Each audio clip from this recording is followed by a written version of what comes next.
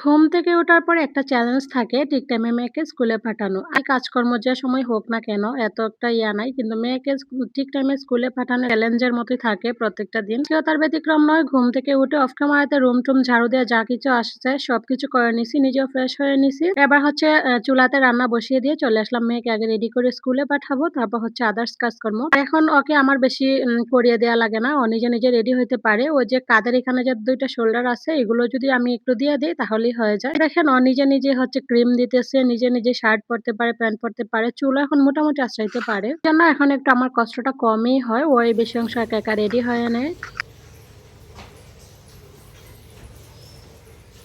বন্ধুরা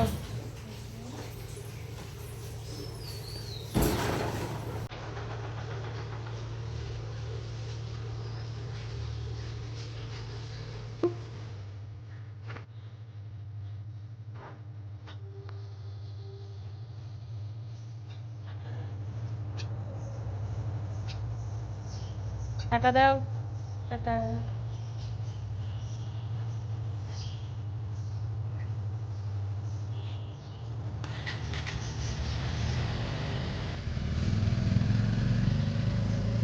সৃষ্টিকে স্কুলে পাঠিয়ে দিয়ে অফ ক্যামেরাতে রান্নাবান্না শেষ করে ওর বাবাকে খাওয়া-দাওয়া করায় অফিসে পাঠাইয়া তারপর স্নান-টান করে পুজো দিয়ে আবার রেডি হয়ে এই তো বেরিয়ে পড়তেছি। চলেন সৃষ্টিকে আগে নিয়ে আসি।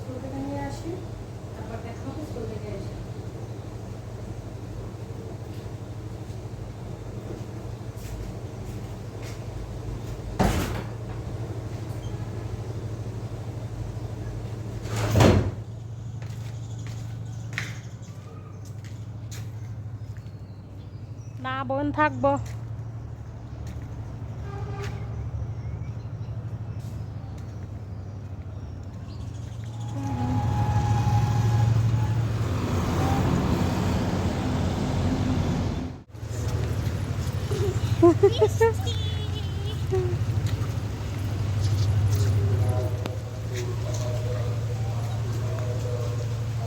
আসা আসা আসা আসা পড়ে যাবা যাও।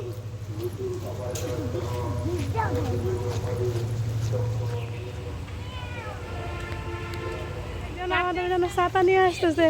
বাঙা টানছো কেন নতুন দাদা দূরে থাকো। দেখেন রুমে খালি আসছি, এই মুহূর্তে ঝুম বৃষ্টি শুরু হয়েছে। আগে তো অল্প অল্প ছিল ছিটাফোঁটা বৃষ্টি। আমরা রুমে চলে আসছি এই মুহূর্তে। এই যে দেখেন ঝুম বৃষ্টি শুরু হয়েছে। তো এই বৃষ্টিতে কি করা যায় বলেন তো, কি খাওয়া যায় তাড়াতাড়ি কমেন্ট করবেন।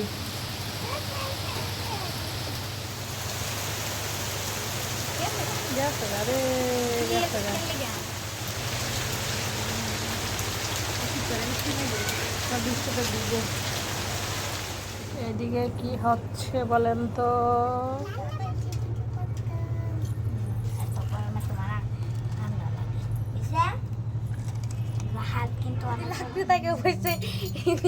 কারণ আমরা তো চা কত লাকড়ি নাই, গ্যাসের চুলে রান্না করি না।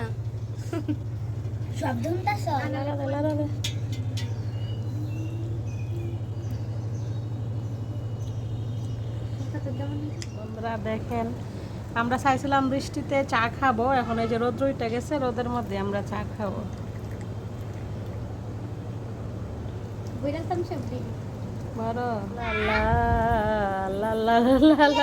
ওদের এই মাটির চুলায় রান্না-বান্না দেখলে ছোটবেলার কথা মনে হয়ে যায়। আমরাও ছোটবেলায় অনেক এরকম খেলা করতাম মাটির চুলায়। সবাই মিলে আমরা বলি আরকি টুকা ভাত। অনেকে বলে যে পিকনিক। তো টুকা ভাতই খাইতাম। অনেক মজা করতাম। আর আজকে ওদের এই রান্না-বান্না দেখে ছোটবেলার কথা মনে হয়ে গেল। তো চলেন ভিডিওটা শেষ করি।